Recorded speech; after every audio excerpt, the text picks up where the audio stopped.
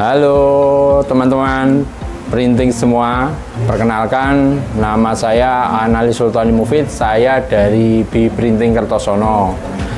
Sekarang B Printing Kertosono sudah ada 2 atau 3 lokasi. Yang kedua ada di Jalan Dr. Sutomo Tulungagung, dan yang kedua ada di Jalan Jayengkusuma Tulungagung, yang ketiga adalah Jalan Diponegoro Kertosono. Jadi ada 3 lokasi teman-teman. Jadi kalau teman-teman yang jauh, yang dari wilayah Tulungagung, Kediri, Keras, kitanya bisa ke arah Tulungagung Tapan. Yang kota bisa ke arah kota, kalau yang dekat dengan Kertosono bisa ke arah Kertosono. Saya memulai printing itu tahun 2011. Jadi 2011, tapi sebelum memulai printing, mungkin flashbacknya, saya memang berasal dari keluarga petani. Petani yang bapak ibu guru saya adalah seorang PNS. Jadi pada waktu saya SMP, SMA itu memang sudah bergerak di bidang pertanian. Nah, saya ngawali hidup ini mencari nafkah itu di dunia pertanian. Jadi ya nanam palawija, tebu, padi, seperti itu. Jadi kebetulan mertua saya yang ada di tempat ini itu adalah juragan tebu.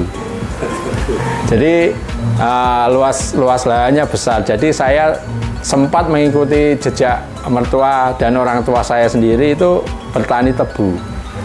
Mungkin selama 4 tahun. Jadi selama 4 tahun itu, tapi saya juga punya usaha di sini itu adalah warnet. Nah, warnet itu tahun 2007 kalau nggak salah. Jadi 2007 saya mulai warnet.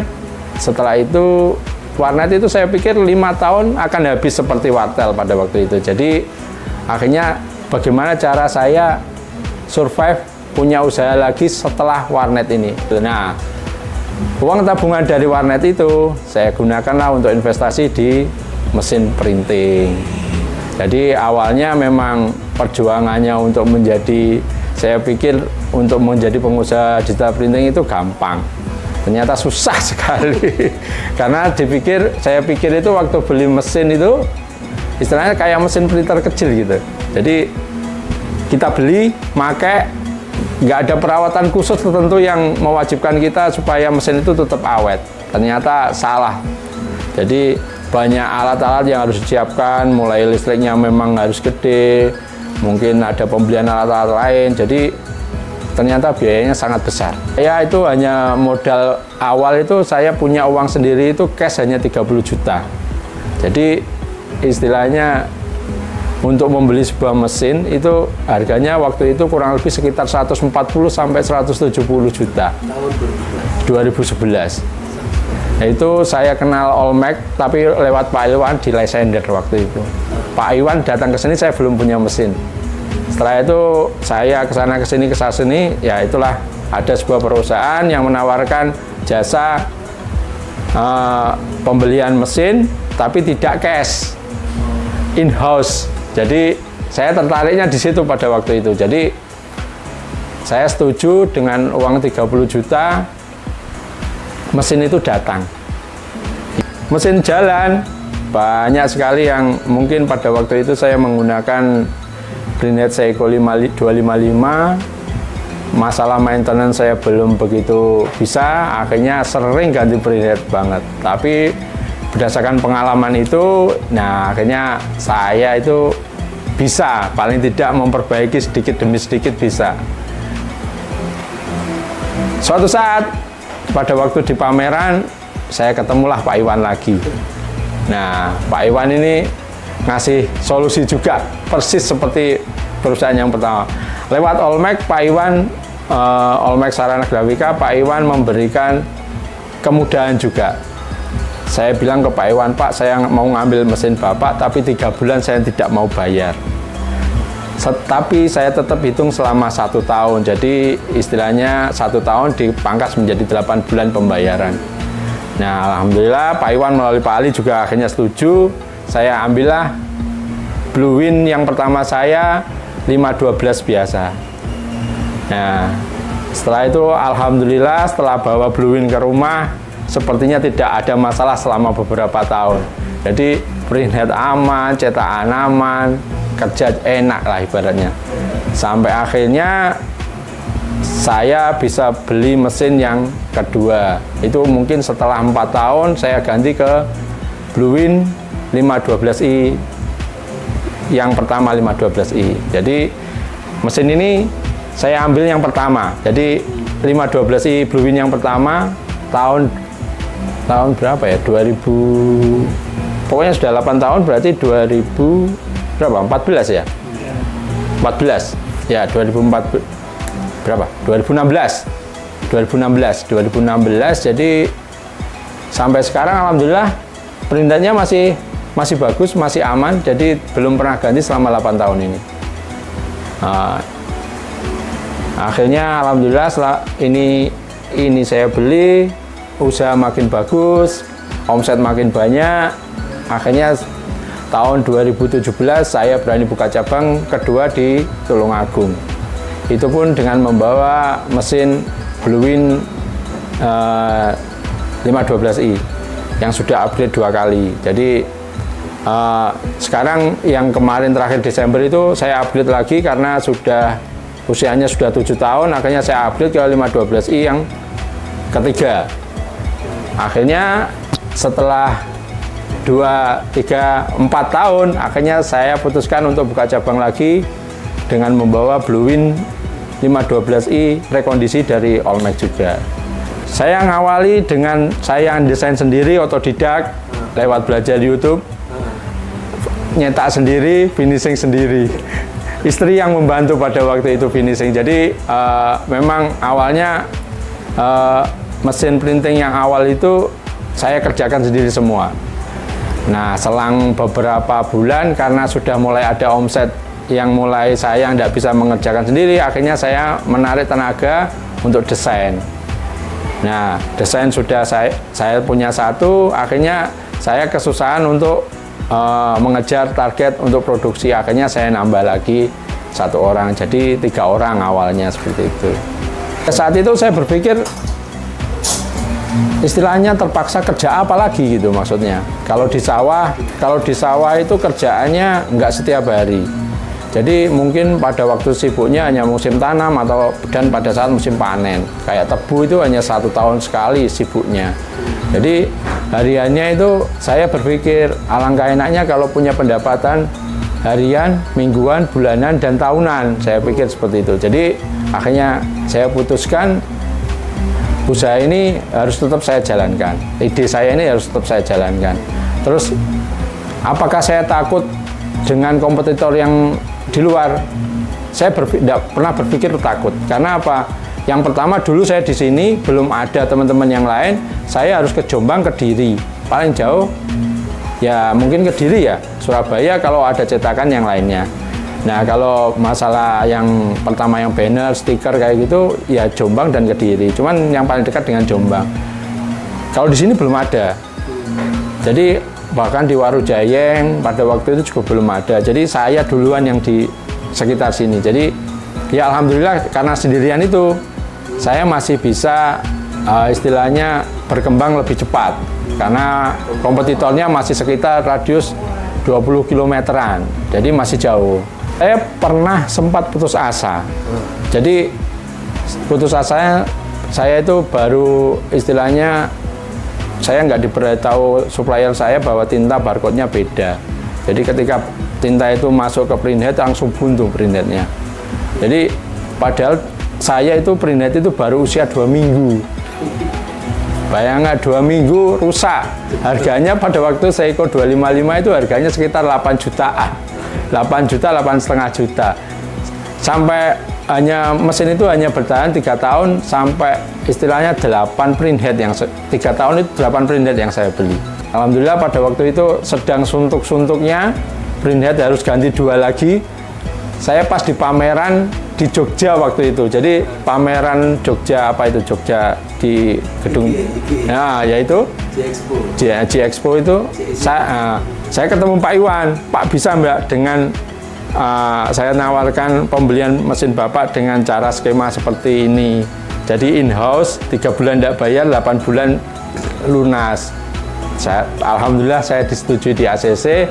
Jadi waktu itu mesin datang, jadi saya jalan 2. Habis itu saya rasa mesin ini tidak terpakai, yang satunya tidak terpakai, akhirnya saya jual. Jadi akhirnya saya cuma jalan 1 mesin yang Bluewin 512 biasa pada waktu itu. Dan sangat berbeda hasilnya, jadi kayak wah, mesinnya bagus banget lah ibaratnya waktu itu. Konica. Ya, Konica dengan Seiko 255 itu beda banget hasilnya. Yang Seiko cenderung soft, yang Konica cenderung lebih warnanya lebih tampak jreng gitu. Kalau menurut saya dunia advertising maupun percetakan itu tidak akan punah oleh zaman, cuman berbeda polanya. Jadi sebelum corona kemarin kita gencar di offline ya. Jadi offline itu memang ujung tombak kita. Setelah COVID kemarin kayaknya semua itu ada perubahan pola. Jadi orang yang biasanya beli makanan itu datang juga sekarang gampang sekali dengan aplikasi. Apalagi startup yang di situ banyak sekali, jadi kita bisa memilih. Kalau digitalisasi di dunia digital printing memang wajib kalau sekarang, wajib banget. Karena apa? Sudah kita buktikan beberapa teman itu menghasilkan dari digitalnya di digital marketing itu hasilnya sangat memuaskan. Nah, saya juga sudah memulai 2 tahun yang lalu untuk di digitalisasi lewat marketplace yang tersebar. Ada banyak sekali marketplace, kita semua berusaha di situ. Jadi ya alhamdulillah satu marketplace bisa menghasilkan 1 mesin sekarang sudah. Jadi dari berawal dari kita beli Mimaki-nya Olmec yang UV, akhirnya menelurkan mesin baru sudah. Jadi pada waktu habis corona saya putuskan buka cabang lagi karena ada mesin daripada dijual. Saya taruhlah di tempat yang ketiga dengan menambah mesin yang lainnya. Nah akhirnya tapi berat juga, saya pikir kalau saya aja berat apalagi masih pemain-pemain baru. Jadi apalagi jenengan supplier selalu menjual mesin, supplier makin banyak, sales juga setiap hari ada yang datang. Beda zaman dahulu kayaknya sales itu enak-enak duduk, kita yang telepon. Kalau sekarang enggak, mereka harus wajib datangi kita untuk mendapatkan order kayak gitu. Jadi walaupun kita putuskan sendiri apa yang kita order, tapi seperti itu kenyataannya. Jadi kalau tahun-tahun ke depan dan tahun-tahun ke belakang ini kita agak kesusahan, tapi insya Allah lah tahun ke depan pasti akan mengalami membaik lagi. Kalau saya lihat-lihat beritanya teman-teman di YouTube itu mengulas 2025-2026 itu agak berat. Tapi saya berpikir kalau sepanjang kita kreatif, kita marketingnya kita juga jalankan, paling tidak akan membawa hasil. Saya rasa selama memang kadang kita berat, omset kita tahun ini mungkin ada turun sekitar 20, kadang sampai 30%. Cuman kita tetap harus berupaya bagaimana naik lagi. Ya alhamdulillah, mungkin kemarin 4 bulan kita agak berat memang. Mulai bulan apa ya? Hari Raya, setelah Hari Raya itu memang agak berat sampai bulan September kemarin. Nah sekarang sudah mulai membaik lagi. Cuman kalau saya berpikir untuk membuka cabang tidak. Karena sekarang terlalu crowded kalau cabang itu. Kalau saya mending sekarang orientasi membesarkan 1-2 tempat cabang ini dengan melengkapi mesin yang dibutuhkan oleh konsumen. Di samping itu ya dunia digitalisasi, saya buka di marketplace semampu kita. Ya kadang kita perlu beriklan. Kalau kritik saran, kalau kritiknya sih kayaknya apa yang aku minta terpenuhi ya Pak ya. Jadi gini, kalau saya minta teknisi kadang sama admin itu dijadwalkan 3 hari gitu, saya pressure ke yang di atasnya sedikit. Pak apa nggak bisa tuh Pak, lebih cepat. Nah kadang kita diberi prioritas. Seperti itu.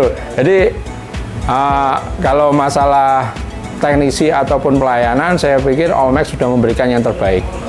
Tapi mungkin sebagai penambahan mungkin perlu banyak teknisi lagi.